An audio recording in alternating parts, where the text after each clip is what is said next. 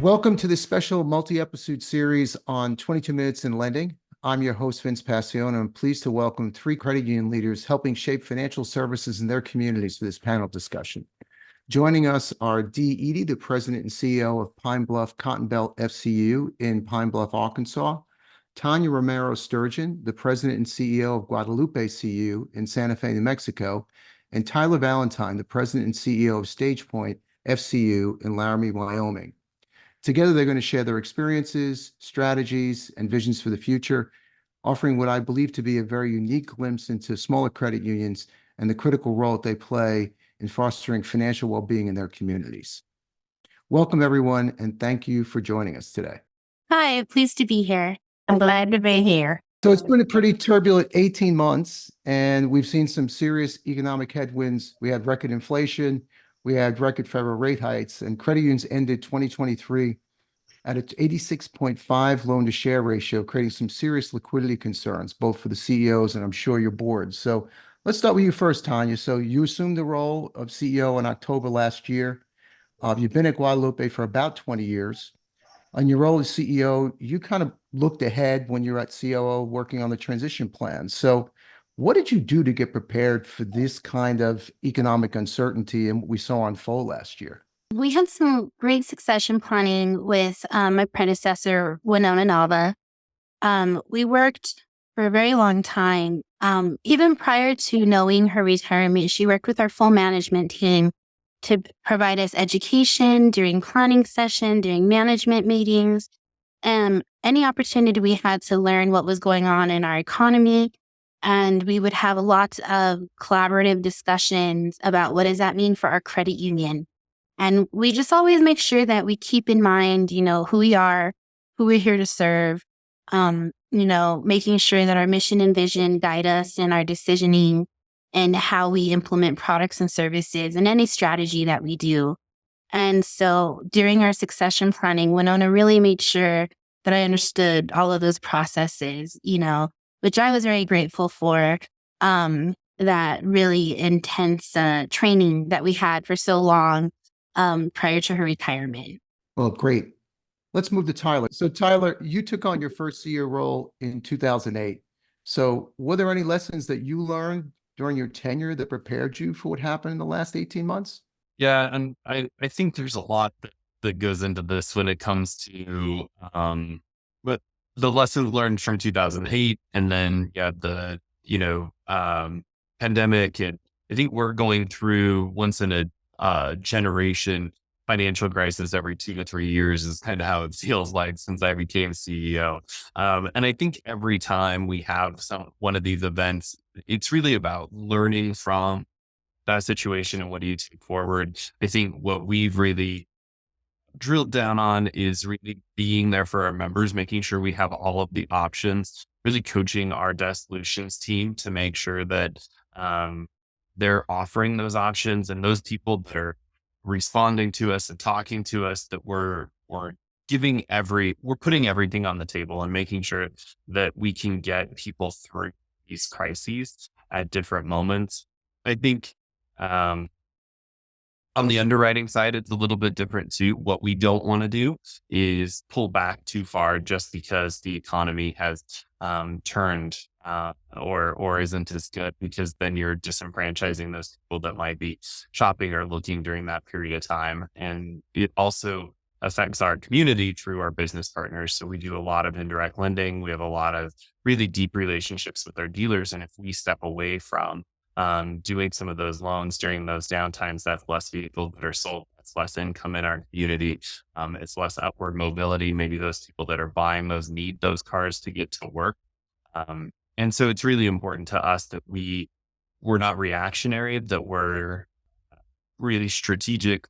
What we had done before, we continue to do. Maybe there's tweaks on it. Maybe we, soften something or reimagine it differently, but that we don't just step away from product line that could adversely impact our community and our members and those potential members through that indirect channel.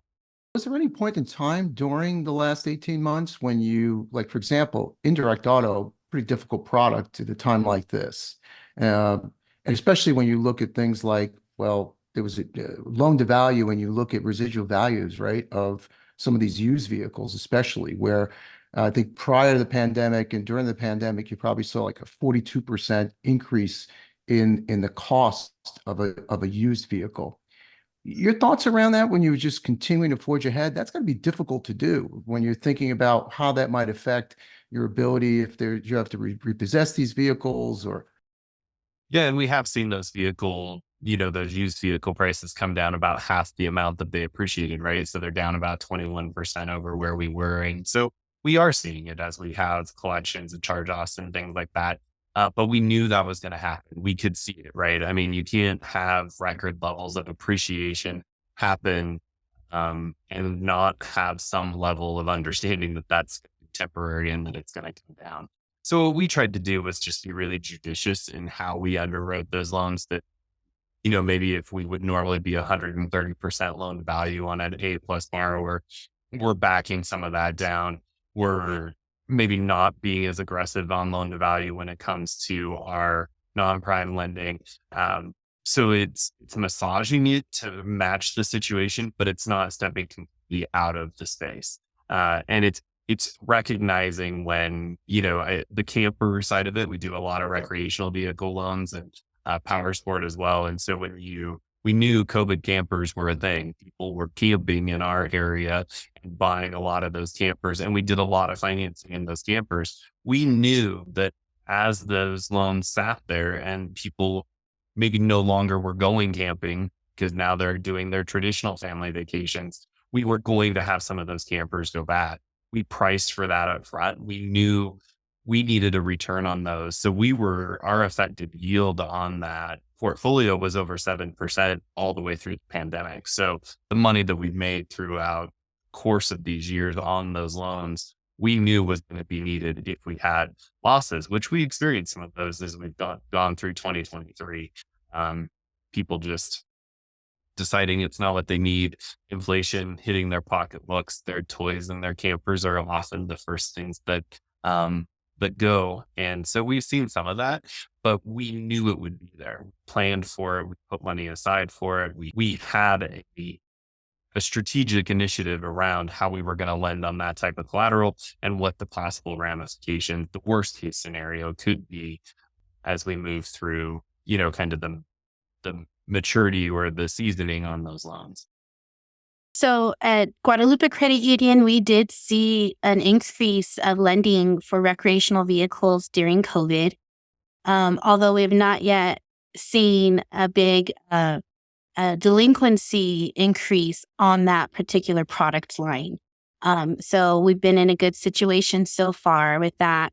And the rise of lending on recreational vehicles has already gone back downward to a more average level for us. And so that's what we've been seeing as a result of a lot of people wanting to go camping in the rural areas during the COVID time. Great. So Dee, Pine Bluff, very engaged, very enmeshed in your community. And when the financial institution's under stress, it has a knock-on effect on the community. So in your community, we talked about the other day, right? There's big challenges here, right? High rates of poverty, low average income. So talk to us a little bit about where Cotton Belt's been focusing to try to drive the most value in the community. Well, what we had to do was to become a CDFI first so that we could obtain some grant money to help us in the community. Because as a credit union, totally focused on who we're serving. We're in a rural area. This town used to be 60,000 people. Within about 10 years, it dropped to 30,000 people. We're quite rural around us, and that really impacts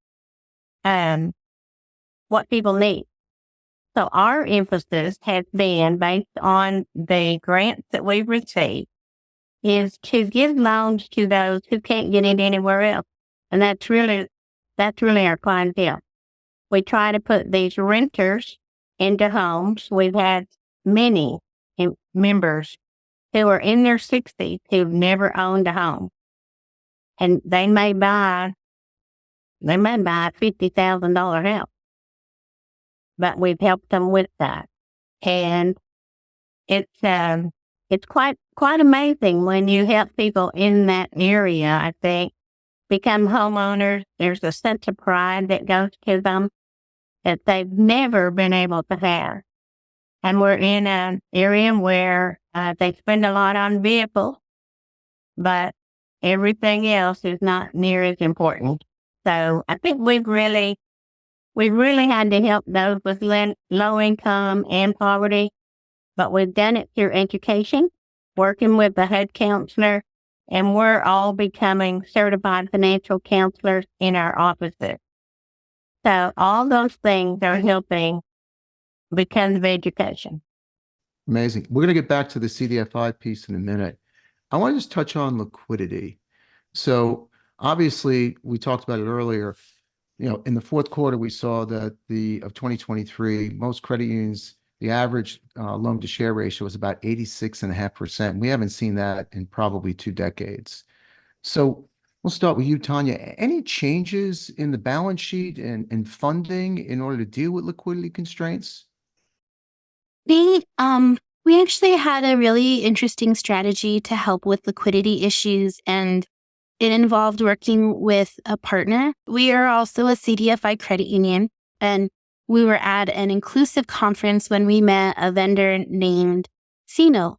And CNO helped us to find non-member deposits that came in at our standard CD rate. And it was perfect timing for us to bring in some much needed deposit growth at low cost. And so that was a fantastic strategy that worked quite well for us. And you said it was at your CD rates, Tanya. So what was the cost of funds for you? What they did was they brought in the money and put it into an account at like a 24-month CD. So it was a CD, and they are earning the dividends of the same interest rate that all of our members would earn. And so they weren't asking for anything special, any higher rate. What happens is they find companies that want to invest in, they want to be able to say like, hey, we helped members of impoverished counties, or we helped a credit union build these products or services. By bringing their deposits into our credit union, they helped us do what we do. And so they get to be a part of that. And that was kind of their cost. Our cost for bringing in their deposits was just being attached to what we do and who we serve. Yeah, so it was a really great. I mean, it didn't cost us anything to bring it in, but the dividends, like I said, it's the same rate. They didn't want anything special. So it was a really great deal to bring in the funds. And we had to work out with them how much we were looking for. It didn't all come in at one time. It was spread out, but it worked out very perfect. And Dee, what about you? Anything on the broker deposit side or the Federal Home Loan Bank? How did you deal with liquidity? I've been without liquidity, to be honest, and there's been some participations I would have loved to have purchased, but didn't have the money for. I've gotten over $5 million in grant money, and we've been able to put that out in loans. We also make sure that the loans are repayable, that people can afford the payment and that sort of thing. We're underwriting well, so we're keeping the money cycling, but also have a healthy line of credit with Canada. I would love the fund that Tanya's using, I think. We can share contact information. Thank you. And Tyler, how about your credit union? What about liquidity there, and how'd you manage through it, or how you manage? It's been tight, but we're really used to it. So we pre-COVID were running 92 to 97% loan to share ratio. So we're really used to having tight liquidity. I always tell my team we're a credit union. We're not a savings union. Our job, the highest, best use of our members' funds is out in loans in our community to those people that need them. So we're definitely a lending institution. We focus on that. Liquidity definitely was a challenge for us this year. We did do some non-member deposits. We use a platform called Raisin. that brought in non-member deposits across from, around the country and put that money on deposit with us. It's higher cost money than, what we might have in our shop, but it was needed to maintain some of the liquidity measurements that we see. We have access to more non-member deposits should we need it. We also have a line of credit with corporate credit unions and an available line of credit through the Federal Home Loan Bank. So we have a lot of liquidity sources out there. We're also a member of the CLF through NCUA. So lots of backup liquidity sources. I think what's important for us to recognize and what we're really focused on from a strategy perspective around liquidity is we have a chief lending officer, but not necessarily a chief deposit officer, right? We have a chief operations officer, but her focus is much broader than the narrower scope in lending. And so we have to be as strategic on the deposit side as we are on the lending side. And I think this year, as we look at how we're going to grow deposits in order to grow loans, we're really focused on how do we price at the right point, especially with the prospect of falling interest rates. We don't want to be too high for too long in a falling interest rate environment. And so we're really focused on what are those costs today? What is the projections? Where are the pricing models? And how do we make sure that we're giving as much back to our members through that pricing, but also making sure that we're making sound financial decisions for the credit union and at the same time growing deposits in order to grow. So you touched on deposits, and there's been lots of conversations in recent conferences about, deposit betas and how quickly, right, credit unions had to raise rates. Probably the first time in decades that credit unions had to raise rates as rapidly as you all had to do. And there's been discussions about raising rates across all of the deposit products that, some of your clients are sticky and they don't expect the rate raise. They love it, but they don't expect it. We see some credit unions offer things like, hey, a checking account, but if you bring a new deposit, we'll offer you a higher rate on that. Any of you deploying those kind of strategies? I have tried that, no honesty, and I seems like every member has a little money sitting in their account here that they want that same rate for. And I don't want to lose our core members. So yes, we end up giving them that higher rate. So all it's done for us is raise our cost of funds. That happens with, you bring in some new money, but most of the time it's in our situation, it's our current membership. Yeah, those direct deposit customers are very sticky, right? Yes, and I appreciate that. But Absolutely. It's the way to build a franchise. Go ahead, Tyler. Yeah, we've had a rewards checking account for a long time. We're looking now at adding tiers to that rewards checking account. So right now it's capped at 15,000, so they earn 2% on their money if they do all things needed in order to get that 2% rate. But at 15,000, then that rate stops. And so we're looking at adding, a tier or two above that in order to have people, if they're sitting on liquid money, that they're going to sit on it in their checking account with us, and that they have to do the 20 debit card transactions and have direct deposit, have home banking, and have e-statements, all of those things that save us money, but also aggregating some of those balances into checking accounts, as we've seen kind of the cannibalization of some of the checking account funds that have been sitting for a long time move into money market accounts or move into checking account or CD accounts that have popped our cost of funds. And so if we can hold some of those funds into those core deposits, even at higher rates, the requirements that they're doing these other things also helps offset some of those costs. So both Pine Bluff and Guadalupe are both CDFIs. And so Tanya, how long ago did you become a community development financial institution? And then when you think about the benefits, right, the grants and excess capital, whether it was sub debt or EQ2, can you talk a little bit about how the journey, the benefits to you, and how it positions you in the community? We've been a CDFI. I would say we've been a CDFI longer than we had the designation. We didn't know we were operating as a CDFI. Our previous CEO had met with someone from Inclusive who was like learning about our credit union and said, hey, you guys are already a CDFI. And so he encouraged us to apply for that and certification. And we did 15-ish years ago. And so it has helped us really. It has opened the doors to a lot of grant funding. With the CDF grant in that time frame, we've received a little over $7.7 million in grant funds that we're able to turn back into our community in terms of lending funds. And so it's been a really great journey. It helps open the doors to more products and services that might be, we could take on a little more risk than we might otherwise, because we have this grant that it can be applied towards loan loss reserves, for example. So it helps you to want to take on more risk and more types of borrowers. We can do more programs with it.